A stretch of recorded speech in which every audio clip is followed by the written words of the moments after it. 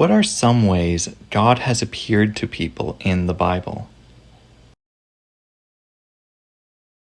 In dreams, in the burning bush, in a pillar of cloud and fire.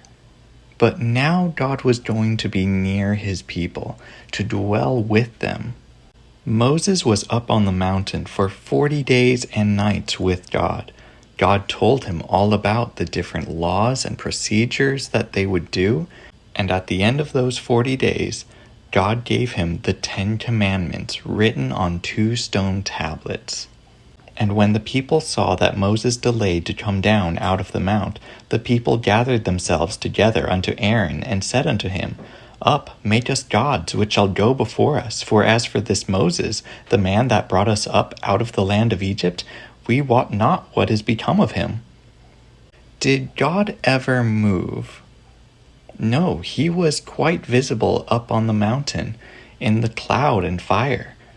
But the Israelites lost focus. They started to get distracted on what they didn't have, on Moses not being there, when he was perfectly fine and safe with God. Instead of being patient and having faith in God, they tried to get Aaron to give them something else to worship, and he gave them a golden calf. Imagine the surprise on Moses' face when he comes down very soon after with the stone tablets ready to give the Israelites the instructions from God, and they are rebelling against him. Moses destroyed the statue, that calf, and scolded the people for their disobedience and lack of faith. And the Lord spake unto Moses, saying, Speak unto the children of Israel that they bring me an offering, and of every man that giveth it willingly with his heart ye shall take my offering. God had given Moses instructions for building the tabernacle. They were going to need a lot of materials, all of which came from Egypt, that they were given from Egypt.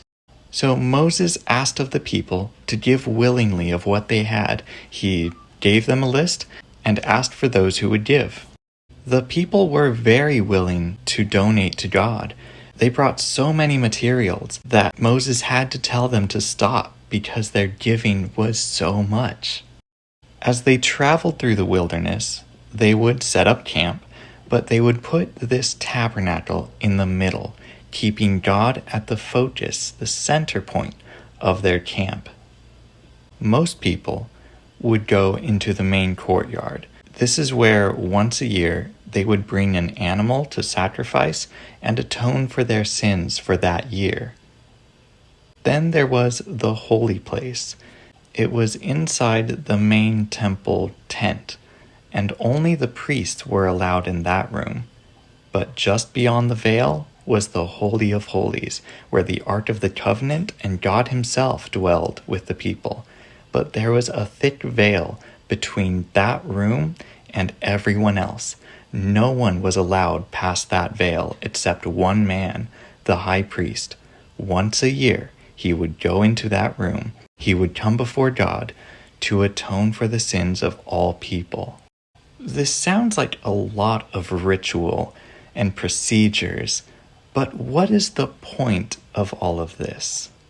But Christ being come an high priest of good things to come, by a greater and more perfect tabernacle, not made with hands, that is to say, not of this building, neither by the blood of goats and calves, but by his own blood he entered in once unto the holy place, having obtained eternal redemption for us.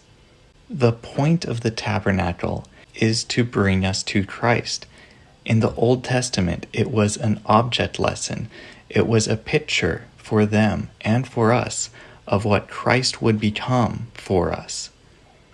We don't need a high priest or a tabernacle or a temple because Jesus took the place of our high priest. He has come before God. He took our place on the cross to pay for our sins and become our sacrifice.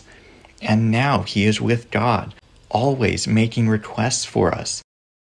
Now all we need is faith in him.